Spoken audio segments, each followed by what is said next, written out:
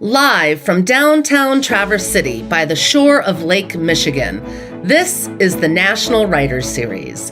Located in the lower northwestern part of the state, the region has a robust arts culture, beautiful scenery, and, of course, dedicated book lovers. Hosting more than 250 authors in 13 years, NWS recently welcomed best-selling novelists Ann Patchett, Ruth Ware, and Geraldine Brooks. Please welcome NWS co-founders Ann Stanton and Doug Stanton, a #1 New York Times bestselling author, to introduce tonight's event. Wow.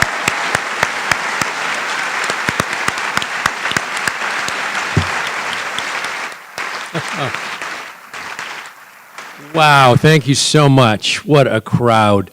Welcome everyone to this sold-out evening at the National Writers Series in Traverse City, Michigan. You're in for a treat tonight. Heather Cox Richardson is a pure delight. She's here with the guest host, Neil Rubin, Detroit Free Press columnist and a dear friend of the Writers Series, and my own. Heather is here, as you know, to talk about her newest book, Democracy Awakening, which debuted at #4 on the New York Times list just recently.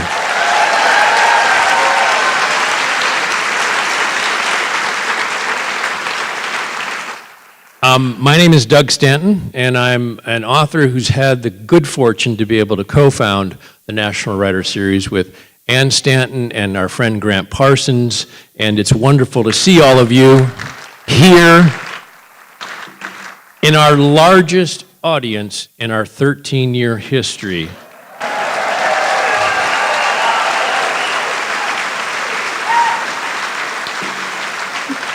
In addition to this enormous room, we also have people live streaming from around the world and from Florida, Wisconsin, Massachusetts, Illinois, Arizona, Kansas, it's starting to sound like a musical here, Texas, Pennsylvania, Indiana, South Carolina, New York, and California. So thank you as well to Levi Britton for the wonderful music. Thank you, Levi.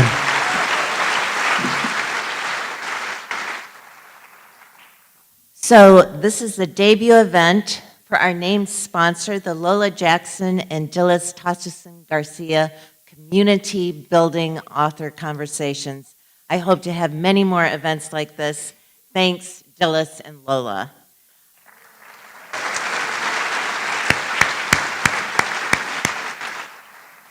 Thanks also to the Green Brick Foundation, Northgard Technology, West Shore Bank, Northwest Michigan Arts and Culture Network, and Traverse City Tourism.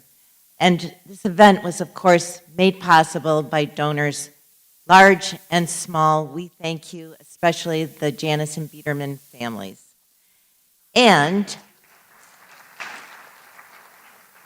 the National Endowment for the Arts and Michigan Arts and Culture Council.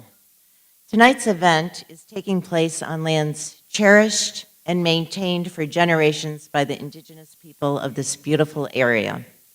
To the Anishinaabe people, we are in your debt, and thank you. Stay a little closer to the mic. Okay. Interlochen Public Radio is going to produce the event. You're going to hear it in just a few weeks on 91.5 Friday afternoon, so listen for it. So tomorrow, Heather's going to fly out of Cherry Capital Airport to continue her 30 days tour. She's going to be talking in Texas, and she will be having a box from Cherry Republic in her hand, a gift from Traverse City, Michigan. And if you could please give a hand to our incredible volunteer staff and NWS board.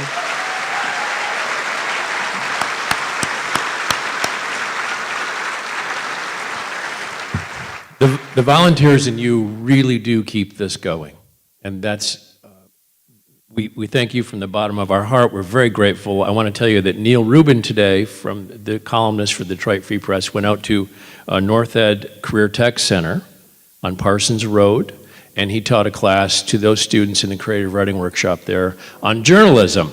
And he had a wonderful time, and he said the students are just terrific, and they are doing really great things at North Ed, and thank you as well to Teresa Scollin and Ari Mokded for making all those things happen. Now it's time to introduce our guests. So I'm going to talk about Neil Rubin. His career these past few decades has taken him from Detroit to Detroit and then to Detroit. He showed up in 1984 at the invitation of the Detroit Free Press, where he was a feature writer and columnist, before the Detroit News lured him away to write columns in 2000. And then, in 2022, he returned to the Free Press as a columnist. From 2004 to 2022, Neil wrote the nationally syndicated comic strip Gil Thorpe. Other career highlights include getting accidentally sprayed by a crop duster, interviewing someone who thought her cat could talk, and she brought him as part of the interview. I made that up. And being banned by the World Wrestling Federation. He attended the University of Northern Colorado on a poker scholarship and later earned a master's degree from Michigan State, which made his mom happy. Neil lives in suburban Detroit with his wife, Marcy. And Heather Cox Richardson. You would think I wouldn't need my notes. As you know, she writes on Substack, which for many of you I know has been a constant companion for the last several years, especially during the pandemic. I can't tell you how many people have come up and said that to her in the brief time and lovely time we've had with her. She writes about the past that it doesn't repeat itself, but it does rhyme. Her clear writing each day makes sense of the facts of the day. The facts. She tells us what the day's events mean for our democracy, and she detects the rhymes with genius. Her writing feels like poetry, like clear-eyed poetry. Her accuracy and prodigious output have earned her millions of followers on social media, her Substack newsletter, and now this best-selling book, which you have in your hand. She's also the author of award-winning books about the Civil War, Reconstruction, the Gilded Age, and the American West. You may not know this, but Heather Cox Richardson has a very storied, incredible career as an academic in the field of history. She went to Harvard and studied there as an undergraduate, got her doctorate there in history, as well as a degree in English.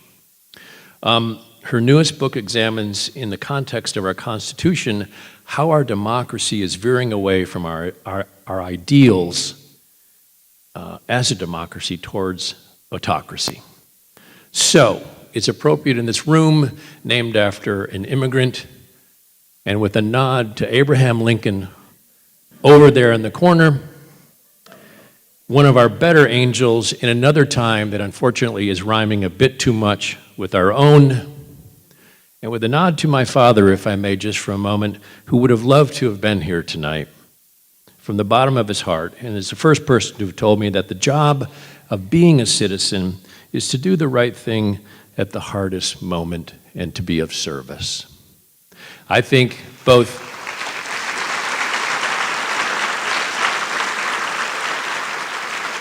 the work of Heather Cox Richardson as an academic, as a professor, as a mentor, and now as a book author is one of exemplary service to our country. Please welcome Heather Cox Richardson and Neil Rubin.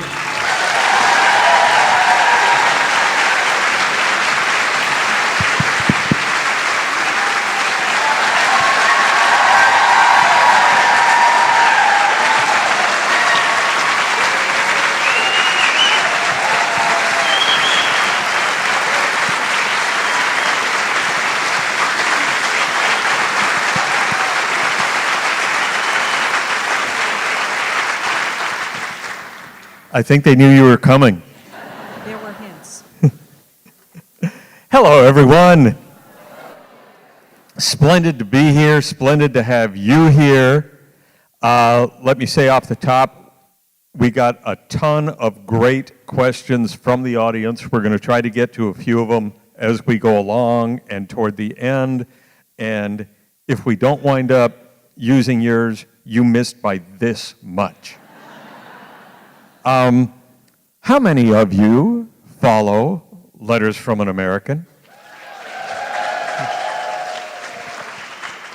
It's okay to stomp and scream. Let me start with something easy. We're going to get into the hard stuff, I promise, as the night goes on. What's your Social Security number? I actually know it. I actually know my American Express number, which is really scary. There's no reason a person should know that.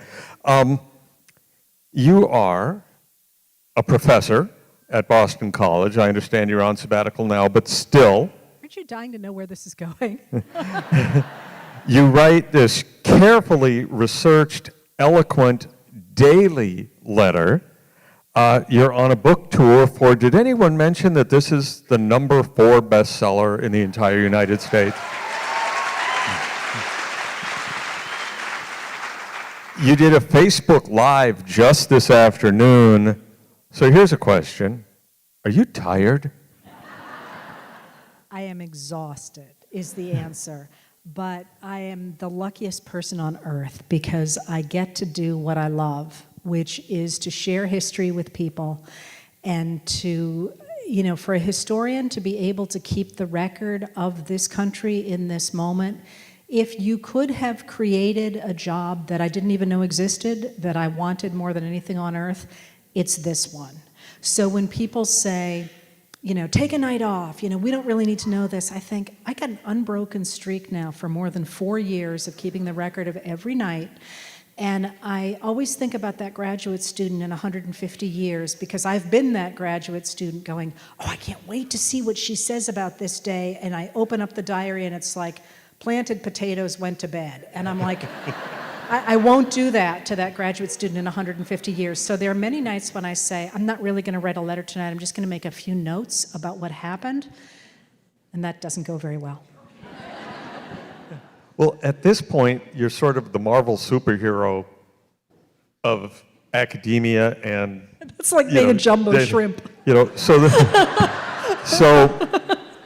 As with a superhero, what's your origin story? When did history first speak to you and why? That's a great question. So I grew up really without a lot of media where I grew up in the country, and we made sense of our world through storytellers. So history was always very much a part of my life. I mean, that's what we did. We sat around and we listened to people tell stories, and they were always... Everything had a backstory, and those backstories didn't often match each other, so you had to learn to weigh them and evaluate them. So I studied not only history, but also mythology, because I was interested in the way people thought about their lives and about humanity. So those things were always there.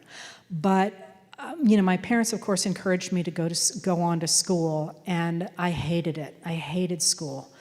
And what really got me into history was I was taking a course on the Civil War and had, I confess, this is a little embarrassing. I didn't know you were supposed to go to class.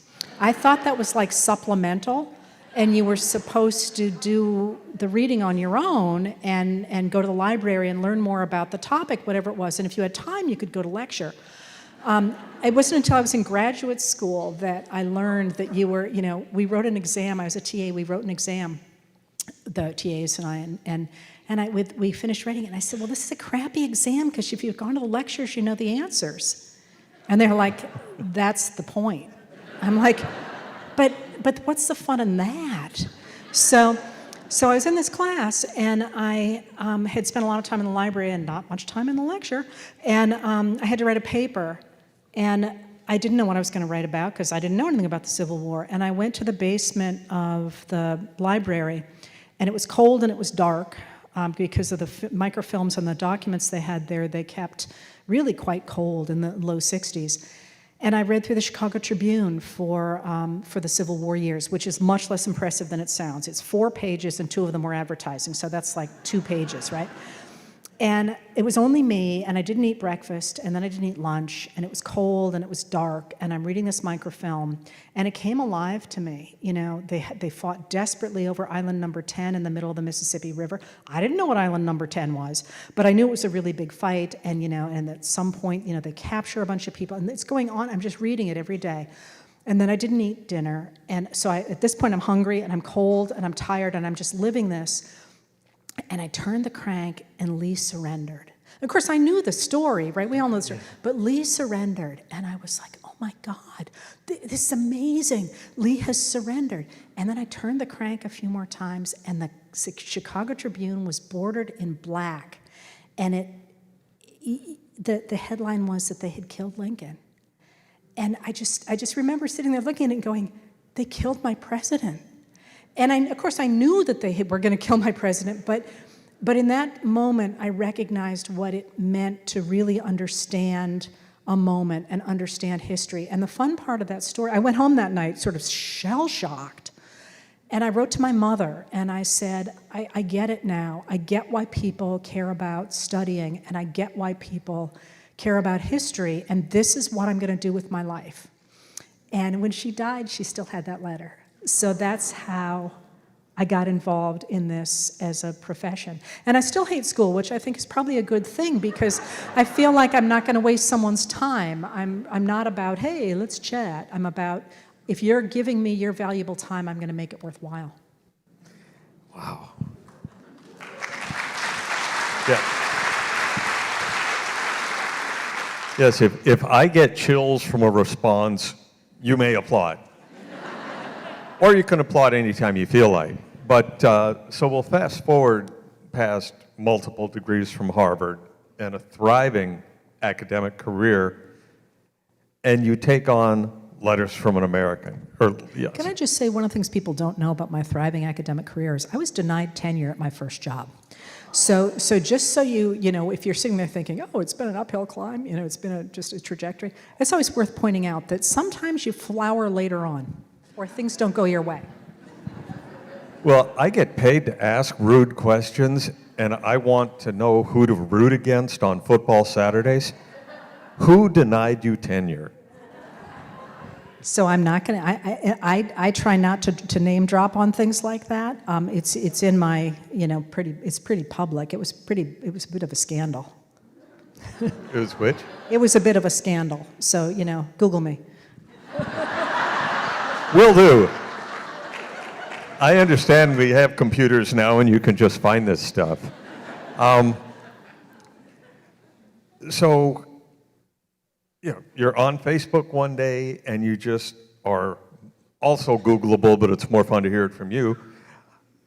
You just decide, I have thoughts on this current event. I'm going to post it. Well, it wasn't quite like that. So after, I think I got on social media when I wrote The History of the Republican Party, and which was 2014, and I had a number of very loyal followers. Some of them were probably here. I had about 22,000 followers on Facebook, which at the time seemed like a lot. And I wrote about once a week, I would put up some kind of an essay about life or about history or about whatever. And the summer of 2014, I was moving, and I was trying to prep for school, and I was doing a bunch of stuff. I was finishing a book. No, I'm sorry, this would have been 2019. So it was 2014 I was on there, but 2019 I was finishing How the South Won the Civil War. So I hadn't posted in a while, and I was painting my house, and I got stung by a yellow jacket. And I'm allergic to yellow jackets, and I didn't have my EpiPen. So, and I live in the middle of nowhere. So rather than getting in the car, not knowing how I was going to react, I figured I needed to observe what was going to happen. And I hadn't written on my Facebook page for a while, so I sat down and figured, well, I might as well do something while I'm sitting here waiting to decide if I'm going to die. And I wrote just a column that was about where I thought the country was.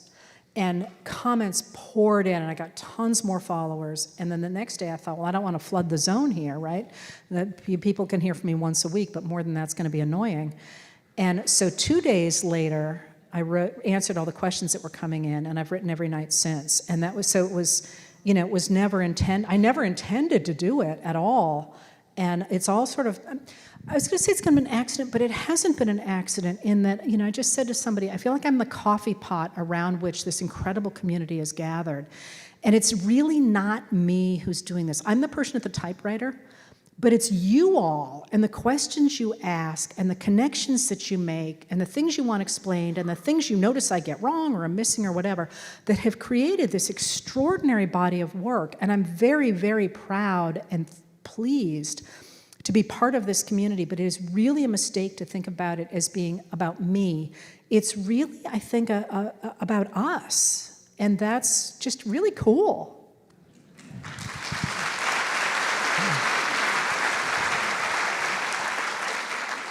And at this point, you started with, I shouldn't say started with, 22,000 is a large It's a number lot of people, yeah. on Facebook.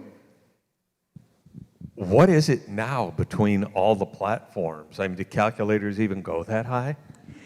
So I don't actually look at the numbers much myself, simply because I don't have time. There are many funny things that I don't look at compared to the funny things I do look at, but I know my followers on Facebook are about 1.7 million, which, considering I won't advertise, which means that I get hidden, Facebook hides me.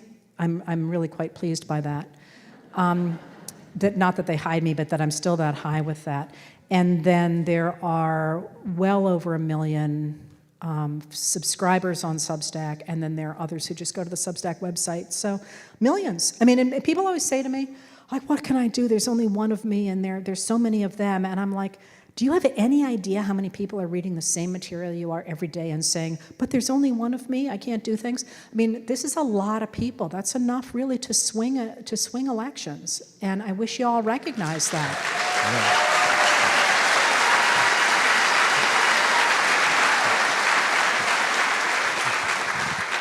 Historically, a lot of people in these wonderful National Writers Series crowds, and yes, I'm pandering, but these are wonderful, smart, lively, engaged crowds. So if we haven't said thank you lately, thank you.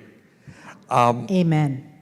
But a lot of people here are writers, or hope to be, obviously at the very least appreciate writing, but there still are aspiring or active writers. When you're not on a book tour trying to remember what day it is and where you are, what's your writing life like? What's your process? Okay, so I'll tell you that quickly, but then I'll tell you a cool story about it. So what I do is I wake up in the morning, I lay in bed for probably an hour to an hour and a half, and I read social media to see what the major stories are, what's happened overnight, what people have DM'd me, stories they think I might see or not. Then I get up and go about my day.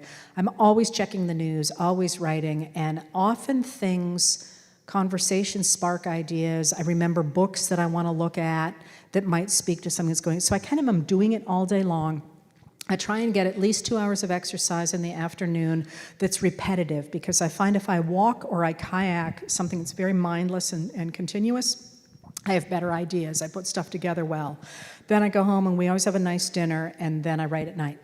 I would prefer to write earlier, but I don't know when it would fit in. But the interesting story about this is when I wrote this book, any of you who are writers know that most of writing is wandering around doing your laundry, cleaning the bathroom, what I call procrastinating, knitting, and going, I've really got to do that, right? I actually, on Facebook, at some point, I wrote a great thing that was a takeoff on how a mouse, if you give a mouse a cookie, and it was about, I have a deadline this morning, so by the end of the day, I had made curtains and, and then realized at 10 o'clock that the deadline was in 2 hours, But what's interesting about this is that because of the way I write the letters, I'm pretty good at writing the letters. I sit down and I do it. Like it's kind of a job. It's like when you do the dishes. You go in the kitchen, you do the dishes. You don't walk around going, I need to clean that light. But when I went to write the book at the same time, I wrote the book in the mornings, and then I would knock off. I'd write it all day in the morning, and then I would knock off, and then I would write in the letters at night. Same chair, same laptop, same everything. I could sit down and bang out those letters, which actually take many, many hours, but there was none of this, I'm going to go bake. But I would sit in the exact same place, the whole thing, to write the book, And I'm like, oh, I need to do the laundry. And it was really interesting psychologically because I'd be like, not today. Today I'm going to write that chapter. And I would sit down and be like, man, I haven't washed the windows in months. And I just thought it was fascinating psychologically because same person, same machine, same chair, same everything.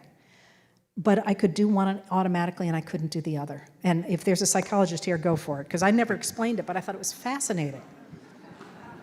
Well, describe the scene. Is it a specific room in your house? Is it a view over the water? Okay, so this is really unfortunate. Many of you, if you watch me, you know I have those beautiful bookcases behind me. That's my storage room. The only reason those bookcases look so nice is because my daughter came in once and said, you look like you are a hoarder who is, and so she's the one who made those. So if you saw I was so unhappy. I'd actually cleaned it, and when they did the piece in the Boston Globe and they took a picture of me at that desk, it's bad, right? And so that's technically my study, but it's the only room in the house that has no view. It has a view over the compost heap, which is not exciting, let me tell you. But we live in a very small, open floor plan home, and the reason it's so wonderful is it's glass on all sides, not the side where my storeroom is, but the rest of it is all glass, and it overlooks the water. And it's beautiful. It's 2 floors of glass, and it's really light, and it's fabulous. So I usually sit at the dining room table, but because it's so small, we have the dining room table, and then we have my study. And so every morning I have to take the stuff out of the study and put it on the dining room. Well, it's not the dining, it's the only table. Put it on the table, and then I work, and then for when we eat, I take it off, and then I put it back up. And I feel like I should maybe work on that part.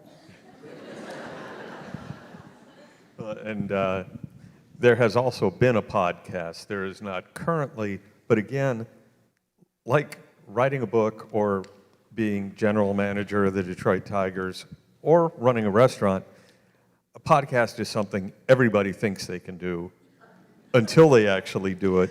Is it harder to do than people realize, and is it harder to make money at and make it worthwhile than people might realize? Well, so first of all, it's just a different medium. And I like different mediums. All of my mediums are very different. I'm very different on Twitter than I am on Facebook, than I am on wherever. But I have to tell you a funny story about that podcast. We don't have cable where I live.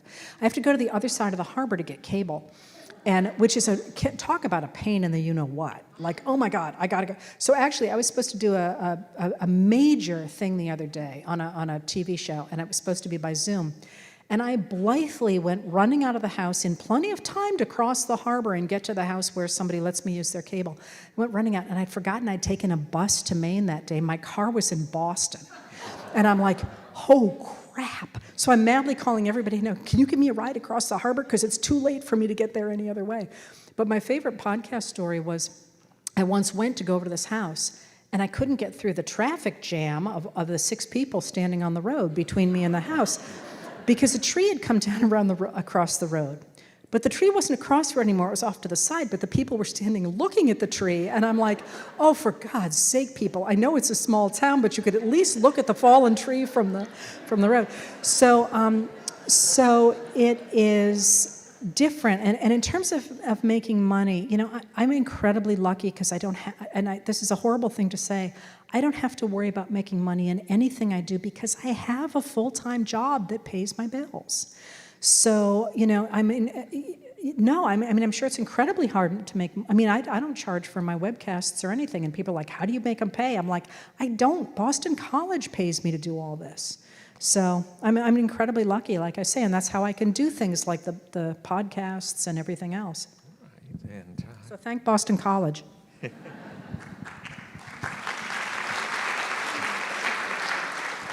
See, that's somebody we can root for on Saturday afternoons. Now, you were, let me point out that it's been almost 20 seconds since you were applauded. So I will point out that you were married, about 13 months ago, and your followers... That's the best thing I did in the last 5 years, let me tell you. Your several zillion followers pretty much threw rice. But who's this Buddy Poland guy, and how did you meet? He is a lobsterman in the town I grew up in. I grew up with his brothers. He grew up with my brother. We never had met each other until my best friend was dating his brother, and I was playing wingman. So the next time somebody asks you to play wingman, it's a good gig, let me tell you. And he took amazing photographs. Plus, he's really cute. So we met down on the docks. And is he still a lobsterman? Is he still Still a working? lobsterman, and he's also a dealer. He buys from the guys in the harbor, and he sells it on the market. And our first date, we talked about Hannibal Hamlin, Lincoln's vice president. And shockingly to you, I think, he said to me I was the only woman he'd ever met who could talk intelligently about Hannibal Hamlin. And I replied that he was the only man I had ever met who could talk intelligently about Hannibal Hamlin. And so there was a second date. Boy, and you didn't even get to Elbridge Gerry. Not then. Boy, you just swooned on the spot. Now, other than, and we've kind of discussed your frantic schedule. I don't think it's telling tales out of school to tell everyone that a little while ago when I asked where you were going the next stop on your book tour, you weren't really sure, and you kind of had to check, or someone else had to tell you. Other than, being frantically busy and getting married once in a while, what do you do for fun? What do you enjoy? So that's a great question, too. I kayak, I knit, I cook, I do normal things when I can. And that's a little thin on the ground these days because it's really hard to turn out that letter every night. But the other thing that I really love to do is write. So it's not a hardship for me to have to do that. And I have to sort of do a shout out here to Stephen King, who wrote this book called On Writing. And it's always kind of bothered me that we talk about writing like it's a job, like it's a chore. You have to write a paper. How long does it have to be? Oh, you're not going to take your laptop on vacation, are you? Whereas if you're a fine artist, people are like, oh, that's great. You're going to get a vacation to paint? And oh, can I see your And he's the one who pointed that out to me. And it was the first time I felt like I could honestly say, I love writing. And I write for you all. I write books. I write trashy novels for fun that I don't publish. I write them for myself. I write letters to friends. I love to just write. So I like to, I do pretty normal stuff. And have you ever noticed how much freaking home repair there is to do? So I do a lot of that, because again, I live where there's not a lot of people to help. So, I'm actually a world-class mudder on skim coating. I am the skim coat queen, because I've always lived in old houses that need skim coating. So there's always stuff like that to do. Some days I love writing. Most days I love writing. And the days, people will ask me where do the ideas come from. Obviously, the world gives you your ideas all too frequently. You were checking emails all day today, or, checking wires. I don't get paid for the days when it's easy. I get paid for the days when the column's due in an hour, and I don't know what it's about yet. Yeah. That's really true. Yeah. But are there any days when you really hate writing? No. Yeah, there are days that it goes really poorly. There are days when you think what you're writing sucks. But there are no days, I think if I felt like I wasn't at some level getting something out of it, not necessarily joy, but something, I don't think I'd do it. I think I'd quit and skim coat. Yeah. And nobody expects anything of me but to fill space a couple times a week. At this point, I think people are counting on you to not only explain history, but while you're at it, and after you park the kayak, can you please save the world? We don't actually park kayaks, just saying. Yeah, well, I was using the broad sense of the term, but there is a sort of expectation, I think, that you and your writing and Democracy Awakening are somehow going to save the world, does that pressure get intense? So if you think about it that way, sure, but that's not what all this is about. What really has jumped out to me in the many conversations I've had with people is how many people say to me, what are they going to do next? What are they going to do to me? I'm so frightened. What's going to happen next? And I feel like the most important, I do two important things. One is I insist on a reality-based community. That is, I try my hardest not to put anything in front of people that is not a known fact. And I know that frustrates people because sometimes I don't comment on things when everybody else is screaming about them, and I keep saying, wait, we need confirmation. It might be what you think, it might not be. It might be what I think, it might not be, but I try to keep us in the reality-based community, which is quite deliberate because that, of course, is the whole principle of the Enlightenment, the idea that we can move society forward in meaningful ways if we're all operating in the reality-based community about which we make arguments and we choose what we think is right. So that's one of the most important things I do. And you'll notice that was not necessarily talking about facts or making sure people think this, but saying, I'm demonstrating that we can know a reality, which is under an enormous amount of stress lately. But I also tell people that in a democracy, the future is in their hands. So stop being afraid of what they're going to do to you. You take the reins in your own hands, and we will together decide what that future is.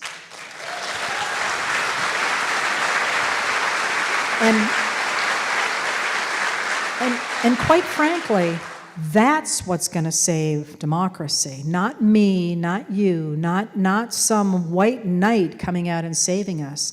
You know, the heroes are here and they're us. And that's the most important thing I do, is try and convince people that they're the future we're waiting for.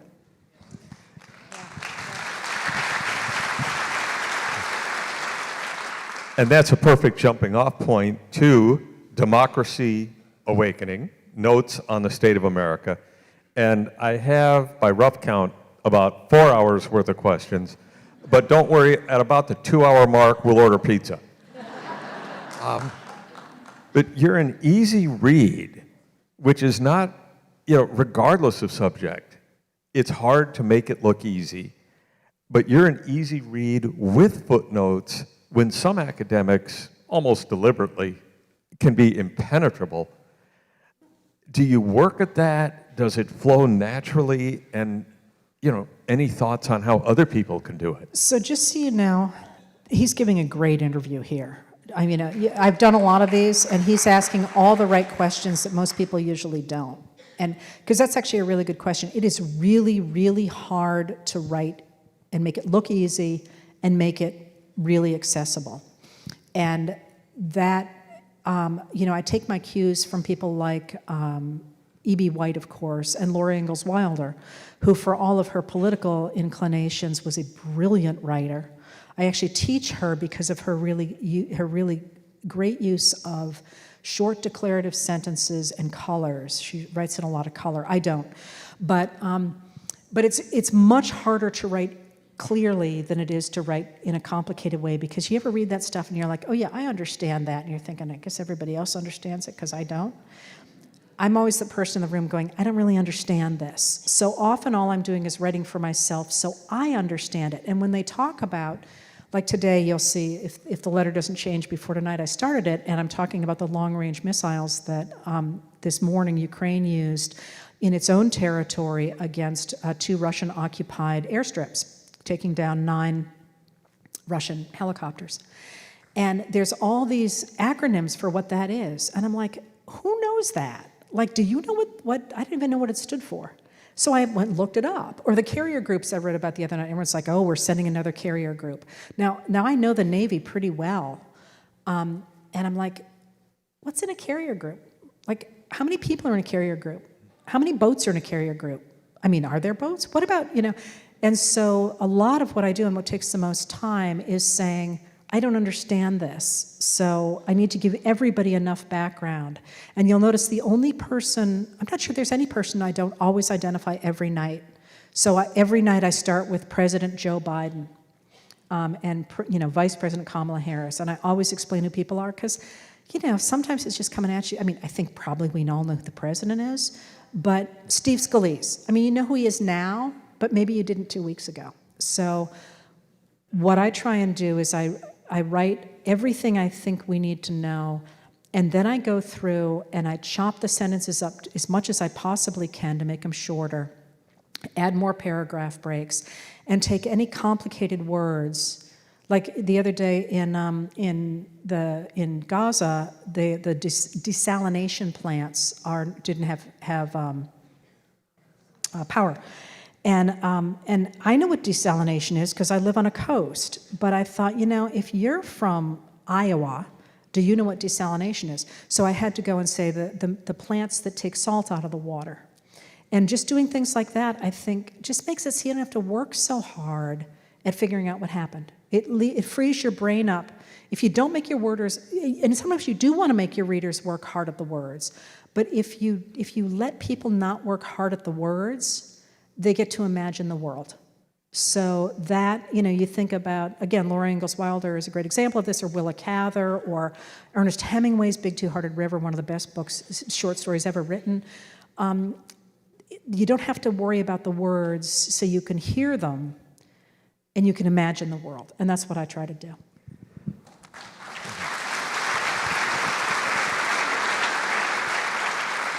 That was a graduate seminar, and you got it for the price of a ticket, and you get to leave with a book. This question actually was one I was going to ask, but it was also submitted by Sharon McDaniel of Arroyo Grande, California, who I hope is tuned in and does not win a prize, but we do appreciate it. There are a couple of terms that we see a lot in Democracy Awakening: movement conservatism and liberal consensus. How would you define those? Okay, that's really important. It's really important for the book, it's really important for history, it's really important for our current moment. So the liberal consensus is the idea coming out of World War II that is shared by both Democrats and Republicans. So it's very widespread, very popular idea that the government has a role to play in 4 areas. The government has a role to play in regulating business, providing a basic social safety net like Social Security, promoting infrastructure like the Tennessee Valley Authority, which it does during during the Depression, or the GI Bill, or the Interstate Highway Acts under Eisenhower, and it has a responsibility to protect civil rights in the states. Those four areas in which the federal government had begun to work in 1933 and continued, of course, during World War II and after the war, were a widely shared belief that this would promote liberal democracy in a time when it had been under threat, both overseas and at home, by both communism and fascism. This was the Great Middle, and they really call it the Great Middle. And one of the problems that presented for those who didn't like it, and those people who didn't like it were businessmen who wanted to get rid of business regulation. They didn't like taxes, but what they were really concerned about was the regulation of business, because they wanted to be able to do whatever they wanted. Those people had a problem with the liberal consensus and the government that it created, as well as the Southern, especially the Southern Democratic racists who didn't like the idea that the federal government was going to promote civil rights or protect civil rights in the states. And also the religious traditionalists who didn't like the idea that women were going to be taking on roles outside the home. They liked the patriarchy. Those groups were not at all a majority. They were a very small minority, but they couldn't get traction. And actually in 1951, William F. Buckley Jr. writes a book called God and Man at Yale, The Superstition of Academic Freedom. That's the subtitle of it, in which he makes the argument that, in fact, we shouldn't keep trying to have a reality-based community in which we make arguments based on facts and people pick what they think is right, because people keep picking this New Deal government, this liberal consensus. And therefore, it's clear they don't know what's best for them. And they need to be, he doesn't use the word indoctrinated, but they need to be we need to start from the premise that we are going to embrace Christianity. He was a devout Catholic. Christianity, and he calls free market capitalism or individualism. And the idea there is to get rid of business regulation and the social safety net and the protection of infrastructure. So he makes this argument in 51 in God and Man at Yale, and at the time people are like, literally, there's a review that calls him an enfant terrible. You know, that this is like, he's right out of Yale, he's still wet behind the ears, you know, we're not going to pay any attention to this. And then in 1954, he and his brother-in-law, L. Brent Bazell, write a book called McCarthy and His Enemies.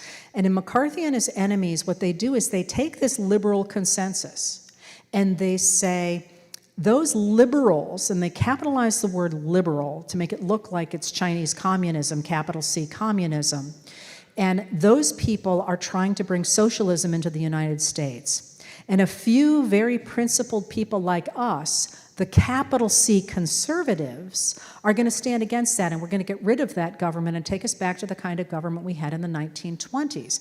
Well, when that book comes out, reviewers are shocked, and they're like, this isn't conservatism. This isn't, you know, the many tenets of conservatism that we've had since the French Revolution. This is radicalism, overthrowing this incredibly popular government that has made people, you know, sort of much more uniformly prosperous, that has protected more people, that has managed to, I don't know, do something, win World War II. You know, all these things we're going to get rid of. We're going to get rid of that for this idea that we're going to throw everything back to the same people who took us into the freaking Depression. This is a crazy thing. So it doesn't look like it's going to get traction. And then, of course, in May of 1954, we get Brown versus Board of Education. And with Brown versus Board, we get the Buckley starting the National Review in 1955, where he vows to tell the businessman's side of the story, the violated businessman's side of the story. That's in their mission statement. And they immediately team up with the Southerners who want to get rid of the idea of the government protecting the idea that segregated schools or public schools are unconstitutional. So immediately they start to push back against the idea of using this government, this small L liberal democratic government, to protect civil rights, and saying, we told you, you thought it was going to be good for you because it was doing good stuff for the economy, but it's really about transferring wealth to black people, and pretty soon brown people, and in a little bit women. But that group, small group of people, those movement conservatives, take on the name movement conservatives. Actually, they're named in the 1970s, but they embrace it with the idea that they are a political movement. And they are not conservatives any more than the Fox News Channel is a news channel. That's its name, right?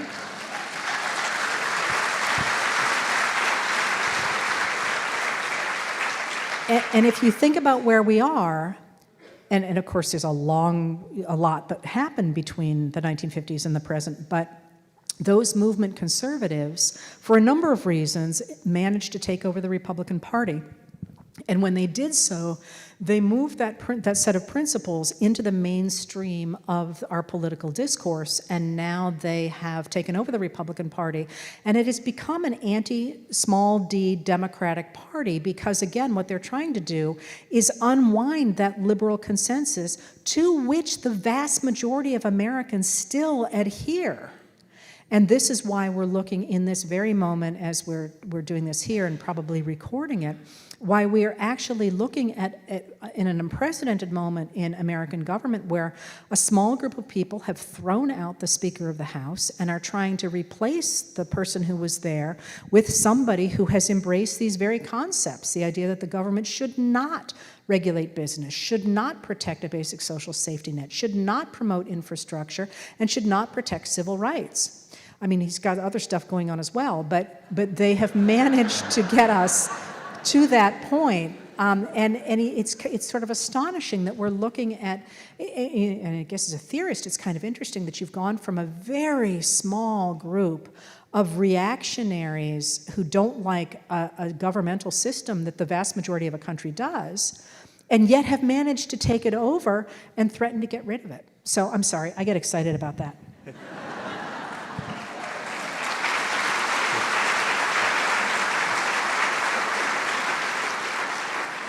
And in the process, have branded people who sort of stand for what the populace has said we kind of like as radicals, and something that, well, there's like about 250 pages of it really interesting in, I haven't mentioned the title in a while, Democracy Awakening. But you make the point that this went on with Lincoln as well. He was branded as a radical, and you hold that he was actually the conservative. Yeah. So that was a little bit of a sleight of hand on my part, because so the book started out intending, I intended to write a short series of essays answering the questions people ask me every day. So it'd be kind of a handy book that you could say, oh, this is how the party switched sides, or, this is what the Southern strategy was, or this is what liberal means. And it became clear to me that the question people ask most often is, how did we get here? So the book became organized as, how did we get here, where is here, and how do we get out? And that made me start with this idea that the people that I call radical extremists, you'll notice I don't use the word conservative except in the sense of the actual Burkean conservatism that came out of, as I say, the French Revolution, as a reaction to the French Revolution, which I would love to talk about, but I'm guessing that you'd probably like to hear more about this stuff. That's in the book. But they're radical extremists because the whole point of Burkean conservatism was that you tried to preserve the old. And if it worked, you didn't mess with it, and you tried things that were reality-based, and, his ideas of what you needed to do to promote stability. He thought a government should simply promote stability. That was its main goal. And, we could talk about the ways in which he thought one should do that, many of which would not fly today. But to call yourself a conservative when, in fact, you're trying to rip up everything that seems to work is just the opposite of that. Because one of the key things that Burke said was that you should never try and rule ideologically. Because he's looking at the French Revolution, and he's looking at the heads in the streets and saying the problem with an ideological revolution or an ideological government is that it's a very short step from having an ideology to believing that the people should fit the ideology rather than the ideology fitting the people. And I look at today's radicals running the Republican Party, and that looks to me like exactly what they're doing. They have decided the world works in a certain way, and even though the rest of us are going, no, it doesn't work for me, they're trying to turn us into the people that can live under their ideology, which is the opposite of conservatism. So when the similar thing happened, not exactly, I mean, it's a different era and all that, Lincoln was accused of being a radical because he believed that the institution of human enslavement should not spread to the American West. And he believed that for a number of reasons. He believed it for moral reasons, but that doesn't really matter here. He believed it, it matters in many ways, but for what I'm arguing, he believed that the Constitution protected enslavement in the American South. But he believed that the founders had guaranteed that the institution would not spread into the American West. And there's a lot of reasons for that. But he was most concerned about the fact that if you spread human enslavement into the American West, Western states and Southern states would work together in the House of Representatives and the Senate and to overawe the rest of the North. And so the United States would be a slave-owning country. And the enslavers were very clear about this. They articulated this. This is what they wanted. They were some of the richest people on earth, and they liked their system very much, and they said it was the best system on earth, and they were going to spread their system of human enslavement in which laborers were bound to that caste for life based on their color, on their race, and they were going to spread that across the world, and they were going to become sort of the leaders of this great new world order. And Lincoln looked at this, and they kept calling him a radical because he wanted to push back against human enslavement spread into the American South. And they kept calling him a radical, and he started to say, based on what abolitionists had said before him, wait a minute, I'm not the radical. I want to preserve the Declaration of Independence. I want to preserve the idea of this country as being based in the idea that everybody is created equal. So I'm not the radical. You're the radicals. We're the conservatives, those of us who are trying to preserve the principles of the Declaration of Independence. So one of the things that I like to mess with people's heads and say is that I am a conservative. I am a Lincoln conservative. I believe that everybody should be treated equally before the law and have an equal right to have a say in their government. And that makes me a Lincoln conservative.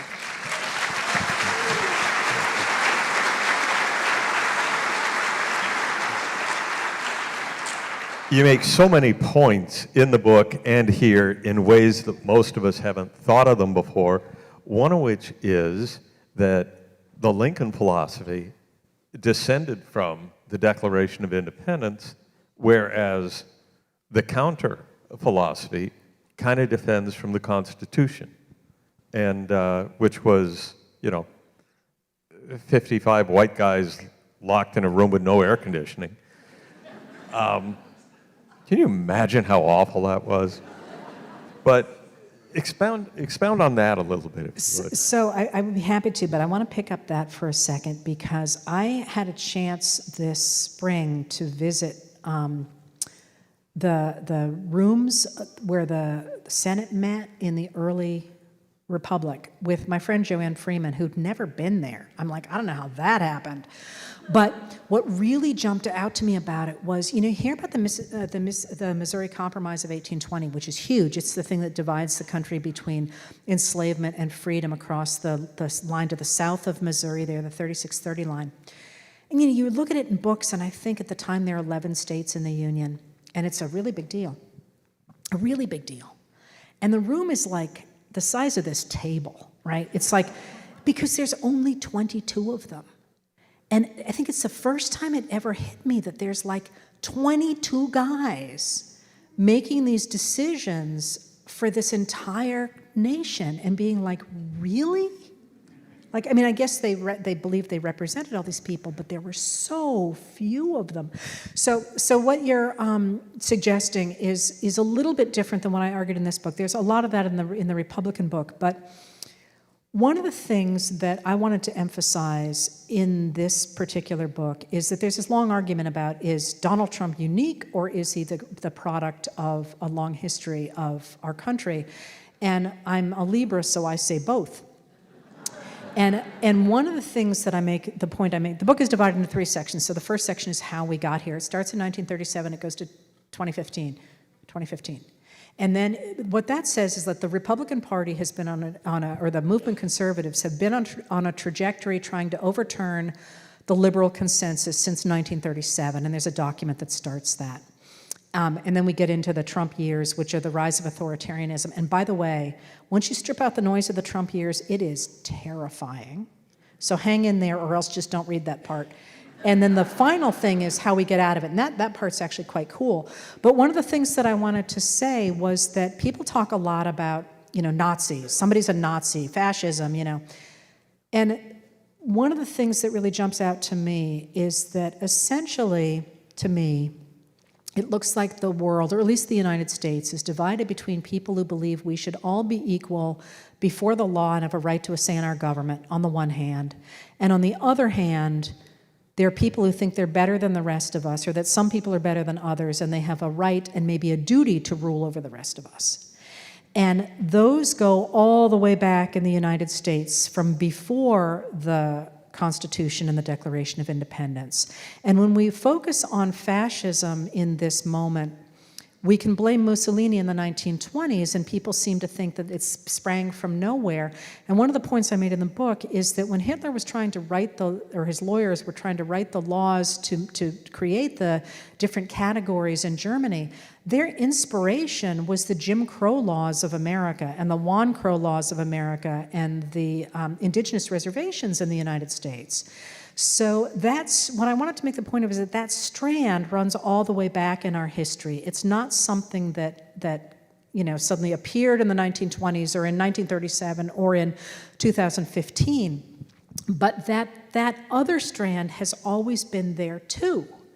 And that other strand has managed to win out again and again and again, even when it looked like it would not, because of the power of marginalized communities constantly standing forward and saying, that Declaration of Independence applies to me too. so that it has always been in front of us in a way that perhaps it hasn't been in other countries.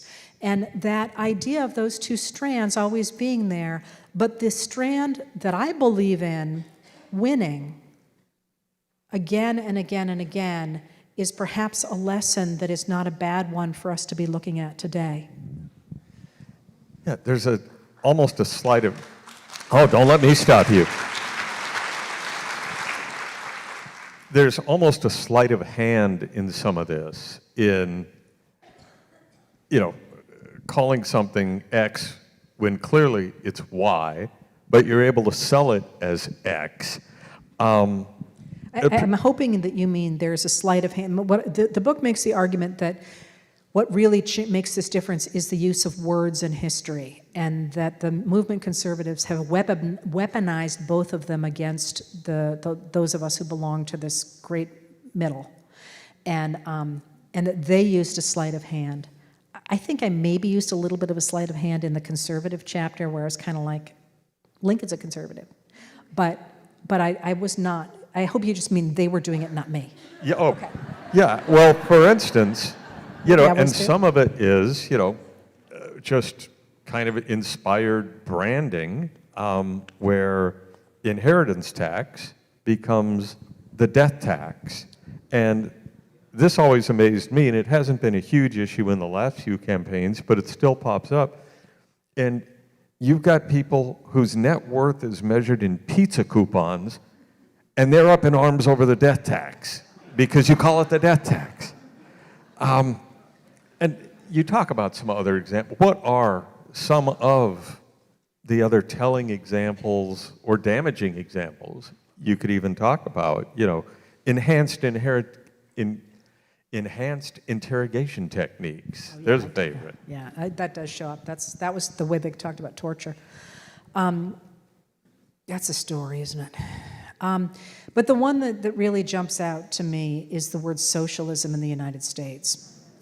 Because, and I just find this so fascinating. Socialism is a form of government in which the workers control the means of production. You all know that. It's an economic system. When it's discussed on an international level, and we think about the Bolsheviks, that's what they were talking about. We think about the way different forms of Marx, by the way, was a historian. I could tell you Marx stories, because that's what historians do in our spare time. But he was not him. He was a historian who had ideas about the way human society worked. They weren't right, but they had a lot of really interesting offshoots. But they're really putting him into effect at the end of the 19th century. But in the United States, the word socialism becomes a thing in 1871. Now, people have used it before that, because in the beginning in the 1840s especially, there are a number of utopian societies, especially along the East Coast, that are referred to as socialist communities, but they have many different flavors and all that. It becomes used politically in 1871 because after the Civil War, first in 1867, when black men were given the right to vote for their conventions in the states, of course, the white Southern, reactionary Southern, some white Southerners thought that was just fine because they were eager to get rid of the elite enslavers, the formerly enslavers. But the people, the white reactionaries who tried to get rid of those black voters did so beginning in the election of 1868 by trying to keep both white, but especially black people away from the polls. And they did so by pretending they were the ghosts of Confederate soldiers. And so what they did is they wore white hoods over their heads and white sheets. That's why the KKK wears those stupid white sheets, is they're supposed to be the ghosts of Confederate soldiers. And they, coming back to haunt the people who were, everybody knew it was a sham, right? But if they had a gun, it didn't matter if it was a sham or not, right? The sheets. But so from 68 until 1870, those reactionary Southern whites try and keep black Americans from having rights in the American South. And so in 1866, the Republicans in Congress write the 14th Amendment.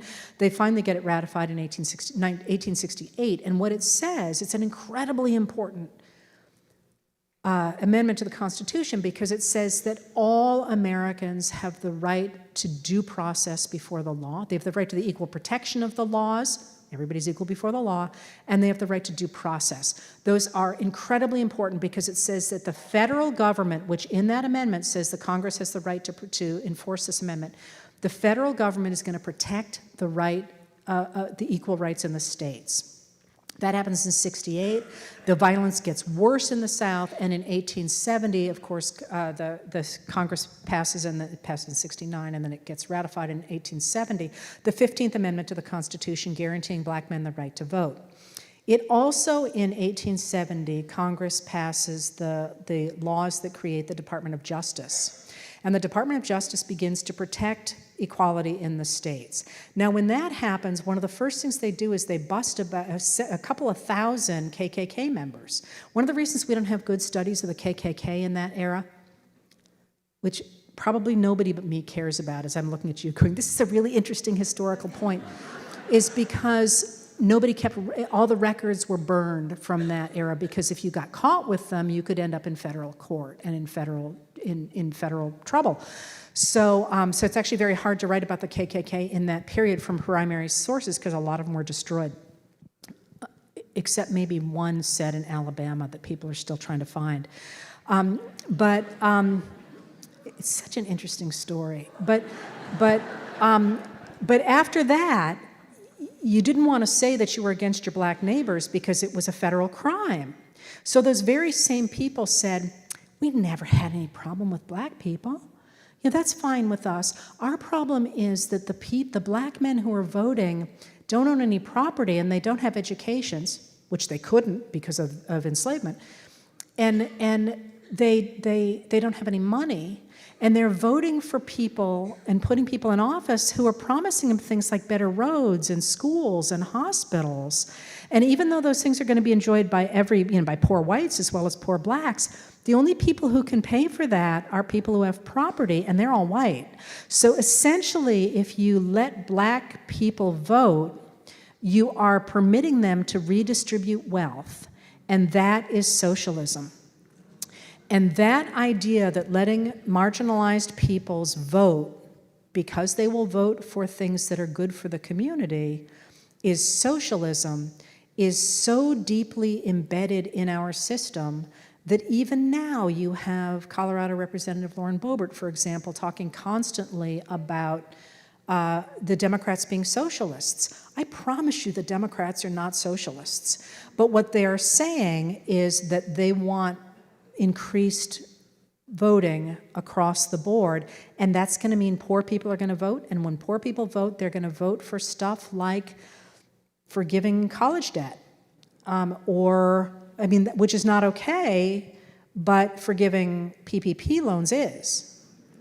And that is, it's one is socialism and one promotes the economy under that rhetorical rubric.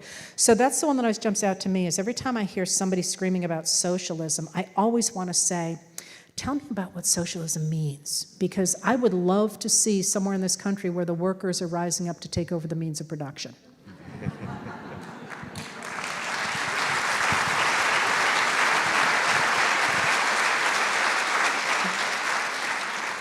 Yeah, you sort of always have to create a bogeyman, and you went into this also. Ronald Reagan talking about the welfare queens. Well, the fact is you're more likely to find people on government assistance in Appalachia than you are in a lot of majority black cities, but that's not who he meant, and everybody knew it. You got to create a bogeyman. It's Willie Horton. It's trans athletes today, the tiny percentage of people who are trans who want to play sports, but suddenly it's the ruination of America. The law in Kansas affected one person, which I thought was actually really interesting. I'm not a lawyer, but we are not generally supposed to make laws for a single person in this state. In this country. And I was surprised nobody challenged it on that level, because you're not supposed to be able to do that. No, and you have to jump through multiple hoops if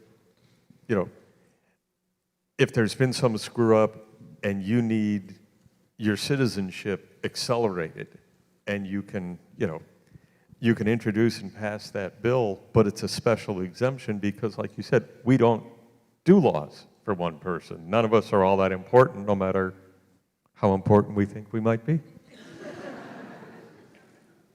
But Reagan, as I was kind of jotting down notes for this, and again, because it's something in this incredibly sweeping book that you mentioned, sort of the cowboy mythology of the United States. Cattle drives, that whole era that spawned a gazillion TV westerns, basically the cattle drive era was about 20 years, maybe 30, until the railroad made more inroads, particularly in Texas, and then we didn't need dramatic cattle drives and gunfighters and stuff. I'm a sucker for Marty Robbins songs. We talked about that earlier. But is there a danger to that mythology? So I love the cowboy mythology because, as a historian, I always say things like that. Oh, this is great, and people are like, you liked that? What's interesting about the cowboy mythology to me is that, I always say this. If you think about, do you have any images in your head of people in Reconstruction? And most people really don't. Like, they might know a labor organizer, they might know, a civil rights organizer. But then I say, what about the cowboy? Everybody knows who the cowboy is, right? Well, the cowboys run from about 1866 to about 1886 when there's a terrible blizzard that hits the plains when there's already been a drought, so there hasn't been enough forage for the cattle at the same time that the plains have been overgrazed because there's so much money in cattle in the 1870s and the early 1880s. And the industry is about a third men of color, and they largely depend on the U.S. government for buying their cattle, for running the railroads, for fighting the indigenous Americans, for managing a bunch of the elements of the cattle industry. But it becomes a symbol of Reconstruction because at the very same time that those people I was just telling you about start to call the government a socialist government because it's protecting the rights of Black Americans, and by protecting the right of Black Americans to vote, they are therefore supporting socialism, and the elements of the government that are protecting Black rights, the Department of Justice, the members of the military who are working for the Freedmen's and the Bureau of Refugees, Freedmen, and Abandoned Lands, all those things are socialism. In contrast to that, we have the cowboy. And the cowboy in myth is a young man who wants nothing of the government and is simply trying to work hard, to work his way up and protect his womenfolk at home. And he is very deliberately constructed that way. Think about how few Black cowboys you heard about until Lonesome Dove. When you get Dietz and Lonesome Dove, a third of the cowboys were men of color, but they don't show up in the mythology. And that idea of that individual who dominates the indigenous Americans and the Mexican Americans, by the way, at the time around him, is very much a part of the attempt of that anti-Black rights reactionary group to say this is a real American, and he's really the Western equivalent of the yeoman farmer from the pre-Civil War years, simply translated out there. Well, people pay a lot of attention to him, of course. In the late 19th century, we get Ned Buntline is writing Buffalo Bill stories by 1872, that early on. And by 1883, Buffalo Bill is acting in the Wild West show by himself. He won't cut his hair because that's what he says is the most valuable thing about him, is he's got those long golden curls. And he is like the Beyonce of the late 19th century. He's incredibly popular. But in the early 20th century, as the West is having a huge problem both with drought and with overgrazing and overplanting, the idea of the cowboy kind of falls into disrepair. We're going to start to have the Marlboro Man pretty soon, but he's going to die of cancer, and he is not, quite literally, and he is not an enviable figure. The whole point of the Marlboro Man, and when he's first covered in Life magazine, is that he's a sad character because his life is miserable. And the idea of the American cow, there's no Western movies made. The first movie, of course, is a Western, The Great Train Robbery, but in the early 20th century, but there's no Westerns made during World War II when we have all the buddy movies, all the community saving each other movies. But cowboy movies take off after 1954. Brown versus Board of Education. And those ideas of the American cowboy who fights back against the government, who protects his government against the weenies who are running the town, who run off the bad guys, all that takes off in the 1950s. And that idea of the independent individual doing it himself, of course, finds his embodiment in Arizona Senator Barry Goldwater, who was a trust fund baby, for God's sake. But he plays the whole cowboy hat and the we did it from nothing kind of thing. His family was, they actually made all their money on government contracts when they were building the dams in Arizona. He plays that idea, and of course, when he is nominated for president in '64, he wins his state of Arizona, his home state of Arizona, in that election, and 5 deep southern states. He starts to bring the Deep South into the Republican Party. And of course, that's the same, Nixon picks that up in '68, and then Reagan really runs with it when he runs as the cowboy president. And I have to say, one of my favorite images of all time is that incredibly famous picture of Ronald Reagan in the white cowboy hat. I mean, it's a fabulous image. But that idea of America as this cowboy moment really really took off again in the 1980s. In that moment of, we're going to do it all like cowboys and get rid of the government that regulates business, provides a basic social safety net, promotes infrastructure, and protects civil rights, which, newsflash, is exactly what Ronald Reagan was pushing. And meantime, in Detroit, where we still have old-timers referring to what's now Marshall Field's department store as Hudson's, in Arizona, they still talk about Goldwater's, because his family, he was a department store heir, along with everything else. And the whole rugged individualist thing. I love that. They were the Goldwassers when they came. And Goldwater writes this thing where he says, we did it all ourselves. We came before Arizona was a state. We didn't need social welfare. We didn't need all this stuff. It's like, literally, they survived because the federal government was pouring so much money into dams in Arizona that all the workers were shopping at Goldwater's. And then he did not even carry money when he was a kid, because he could just sign for stuff in stores and they would take the slips to his father. And it's like, it's not really making it on your own. As Ann Richards so famously said about somebody else, born on third base and thinks he hit a triple. We've I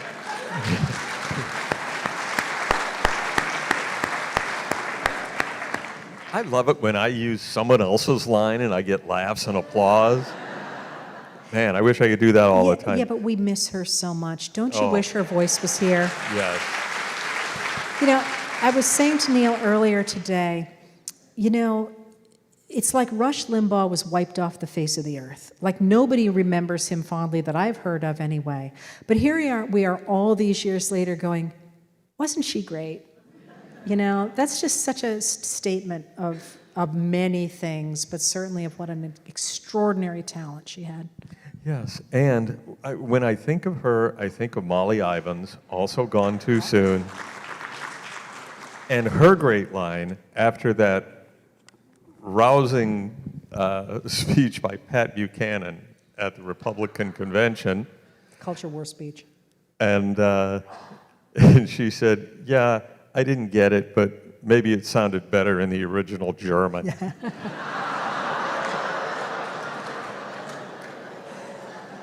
Well, we're at the point here where I'm done with orderly flow. There are just so many things that jumped out at me from the book. I took so many notes. I'm just going to toss some things out here because I want to hear what you have to say about them, and I think everybody else should hear it too, even though if you haven't read the book, you're about to, so spoiler alert. All-consuming news here in Michigan, the UAW strike, And when Mitt Romney's dad, before he became governor of Michigan, was president of American Motors, he earned 8 times what the average UAW worker earned. Mary Barra, who I think highly of, but who now runs General Motors, the multiple is 362 times what the average plant worker makes. And it seems like just an economic issue, but you make a case that it's also a political issue. Oh, it's totally a political issue. Of course, everything's political, really, right? But in many different ways, because we know the period from 1933 to 1981 is known as the Great Compression, in which you got that period where people's income and wealth, which are different things, were compressed. So there wasn't a huge difference between an auto worker who got a 2-week paid vacation or whatever, could raise a family on the salary and had a pension, and the owners. There was still a distinction, but it wasn't huge. The argument behind Reaganomics, which was never anything but boondoggle, really, was that if you stopped regulating business and you got rid of taxes, it would concentrate money among a very small group of people who would use markets more efficiently than the government would when it provided these limits. And that would enable them to ride the markets and to invest in them in ways that would make sure that everybody got more money, that things were more efficient, that the economy would grow a lot, and all boats would rise together. Remember that? But what it meant in reality was that the wealth concentrated upward and power concentrated upward, and many other pieces of our economy that had worked well for people began to erode. And when that happened, we've hollowed out the middle class. So now we have the ability, what they've done is they've created 40 years of a hollowed out middle class, which has created a disaffected population that feels like it's been left behind, and rather than actually addressing what is wrong, they're turned to a strong man who promises that he's going to make them important again. It's really classic. So that's one way in which this has been a real issue. It has also never delivered in the economy the way that it was supposed to. So one of the things that's interesting is that Bidenomics, as it has now been dubbed, has been an attempt to return us to a system where we have antitrust laws. We lost the focus of the antitrust laws in the 1980s when Robert Bork said that we should stop trying to stop mergers, because the only thing that really mattered is if the prices came down for consumers in the short term, because that meant that the markets were working.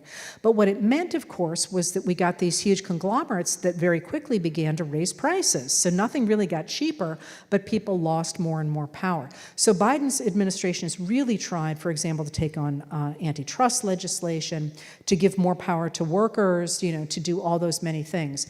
That's a whole different story. But the piece that is also really important, and I think interesting that we don't talk a lot about, and that isn't in the book, but should be, is historically in our country, when social issues are improved dramatically, are times when the economy is compressed. We had the Great Compression, now we've got the Great Divergence, where all the money's at the top. When people feel like they can feed their kids, they're more than happy to have an immigrant working next to them. When they feel that they can't feed their kids, they want to hurt somebody and get rid of the competition, and that's when they turn on their neighbors. And that's a piece that we don't talk about a lot, because it seems a little bit like, they're separate issues, but in the United States anyway, they are not separate issues. And we really have constructed the world that we live in currently over the past 40 years. We know how to fix it. It's not rocket science. We've fixed it before. We know the blueprint. We know what worked.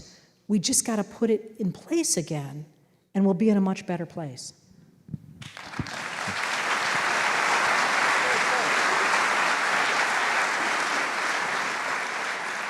This makes me almost inconsolable, but I am told we were running low on time, and I do want to get to some of the questions. How do you know that? Who told you that? It's the mysterious ways of the moderator. Well, he's got a watch on. That's not fair. We have ways of communicating these things. A couple of things. First off, please don't, as much as you're going to want to leap from your seats, race outside, and preach the gospel, spread the gospel of Heather Cox Richardson, we are asking you to stay put for just a moment because we're going to take a photo with Heather and the book and you all photobombing her after the lights come up. So please give us a second to do that when we're done. Also, I should point out that the next National Writers Series event, Chef Aaron French, November 8th, it's sold out, but you can still get tickets to watch online. Nita Prose, what a perfect name for a novelist, will be here December 7th. My friend Mitch Albom, December 13th, National Writers Series. So, be ready for those, and let me give you just a couple of questions from the readers. Well, yes, they are readers, your readers, that's why they're commenting from the audience.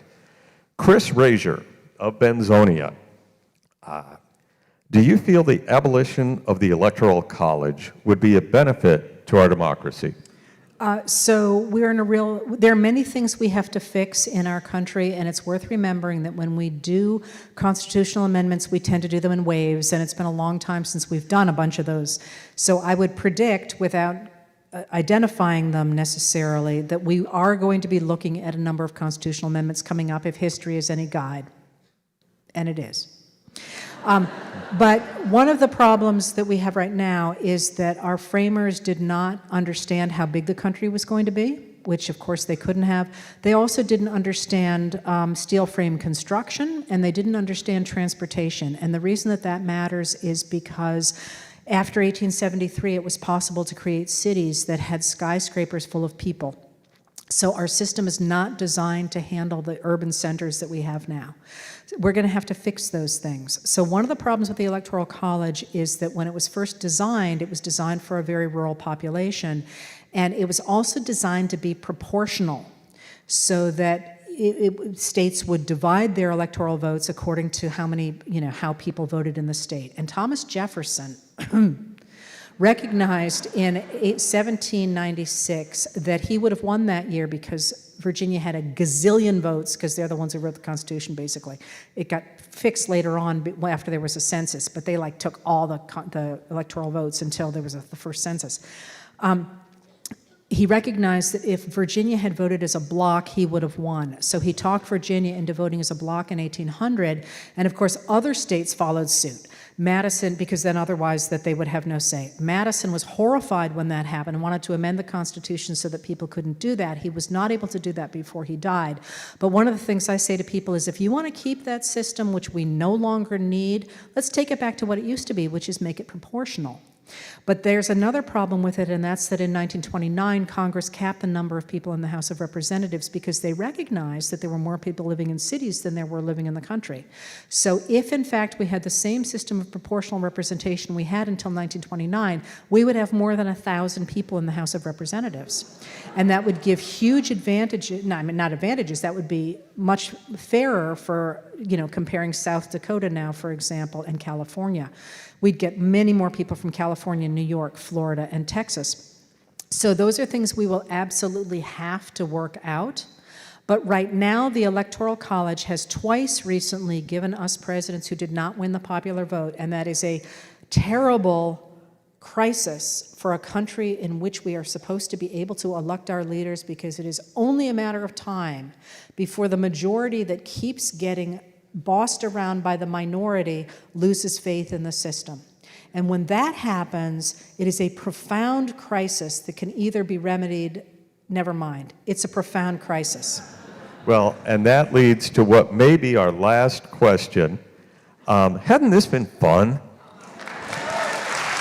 Well, I have something to say, actually, and this seems like a good moment to say it. You all came to hear us talk, and thank you for the support for the book, which I did not foresee, to be honest. Maybe no writer does. But I want to thank you all because, first of all, this book is not mine. It is literally made by the questions you ask and the things that you push me to understand, like I said earlier. But I also recognize that we are in a special moment, and that I have, as I said, this incredible opportunity every day to be the record keeper for this country and to try and remind us of where we came from. And I never forget, ever, that it's because of you all. And I just want to thank you for being here for me and for helping me do this and for being part of this moment when we get to choose the future. So thank you for being here, and thank you for everything you do for me from the bottom of my heart. So thank you.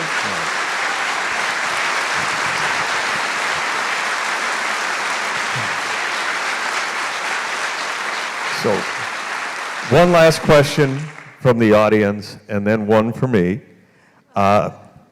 Joyce Zagman from Ada, Michigan, a town so small it doesn't even have a last name. Do democracies, and again, this is, this is an entire doctoral dissertation, and I'm asking you to answer it quickly. Do democracies tend to have a life cycle? What gives you hope that the U.S. and our democracy will survive decades of onslaught against our institutions and tenets? So you often hear that democracies have a lifespan, and I would argue that our democracy has had a number of cycles. I mean, people say, we couldn't ever lose our democracy here in America, and I always answer, we already did. From about 1874 to 1965, the American South was a one-party state in which your rights depended on who was in office, and if you were a person of color, you were SOL, right? And even a lot of white people were in real trouble if you didn't know who the sheriff was, for example. It has happened here. It can happen here again. We certainly have gone through a number of cycles in which we have not been a very effective democracy. But we have always recovered. And I think the reason we've recovered is because, as I say, marginalized communities have kept the principles of the Declaration of Independence in front of us. And once again, they are doing so and saying, it's not okay when police officers act as the judge and jury. That's not the way the system is supposed to work. So we have been here before. We have managed to save things in the past. We are in a new moment. This is the first time in our history a major political party is actively anti-democratic. And that's a problem, and that's a much longer discussion. But the reason that I have hope is actually what I just said, and the reason the book is called Democracy Awakening. And that's because, to me, this moment feels very much like the 1850s. And if you were alive in 1853, you would have thought that the elite enslavers had won. They had the presidency, they had the Senate, they had the Supreme Court, and they'd made inroads on the House of Representatives. And in 1854, they pushed through the House a law that enabled them to spread human enslavement across the American West, which meant that it was only a question of time until their vision came true. And this was an all-slavery country that was spreading its gospel around the world. But people looked at that, and remember, in this day, only white men, and usually white men of property, could vote. They looked at that and they said, we don't agree with each other about immigration, and we don't agree with each other about internal improvements, and we sure don't agree with each other about finance. But by God, we can agree that this should be a democracy. It should not be an oligarchy. And so they started to come together, and by 1856, they had started a new political party to push back against that slave power. By 1859, they had begun to have a new ideology articulated by Abraham Lincoln that government should not just work for the rich, it should work for ordinary Americans. By 1860, they had put Lincoln in the White House. By 1863, he had signed the Emancipation Proclamation, ending the institution of human enslavement in the United States. And by November of 1863, he had given the Gettysburg Address, rededicating America to a new birth of freedom based on the Declaration of Independence and a government of the people, by the people, and for the people. That is, in 10 years, they went from the rich guys get everything to we're going to be a beacon of equality. And the reason they did that was not because of Lincoln, although he was a genius. It was because ordinary Americans woke up and said, listen, we don't agree about lots of stuff, but we can agree that this government was designed to be based on us, not on a minority that is controlling us for its own ends. And I have faith in where we are now because I feel like that's exactly what is happening in America right now today. I also have faith because I believe that concept behind American democracy, the idea of human self-determination, the idea that we get to choose our futures, is ultimately the most profound project of humanity. And I don't believe that Americans will voluntarily hand that over to the likes of Jim Jordan. So that's why I have faith.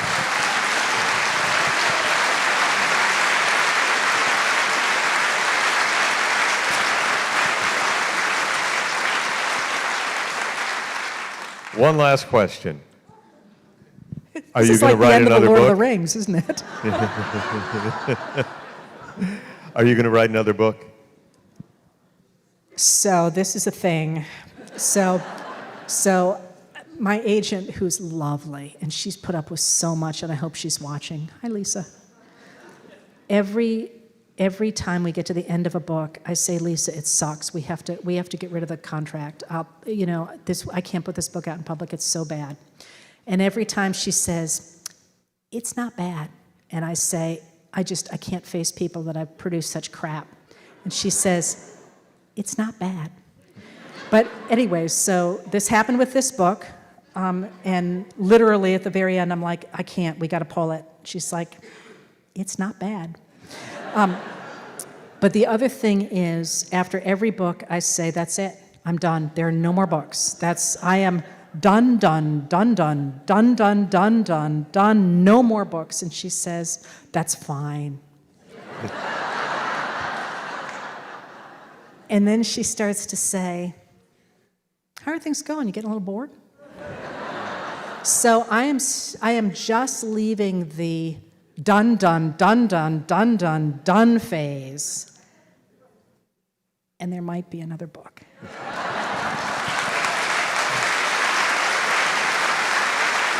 On that optimistic note, thank you all. Thank you. Again, please stick around for your selfie. Heather Cox Richardson.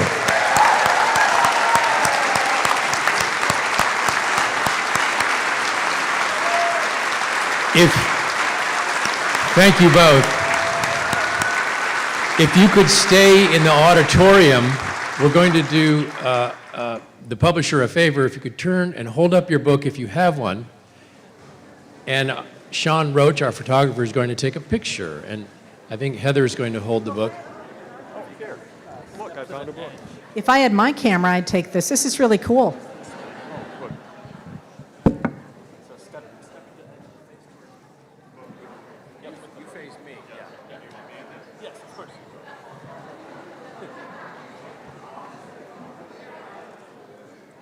All right, 3, 2, 1. All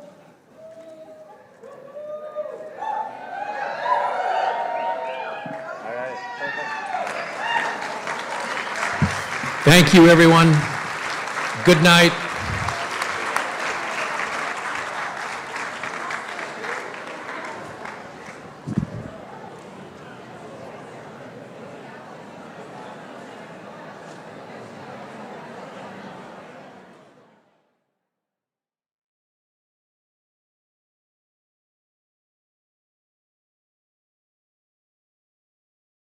Thank you for joining us. Up next is Aaron French, Tuesday, November 8th at the City Opera House and live streamed. We hope you'll join us. Get tickets at nationalwriterseries.org. Good night.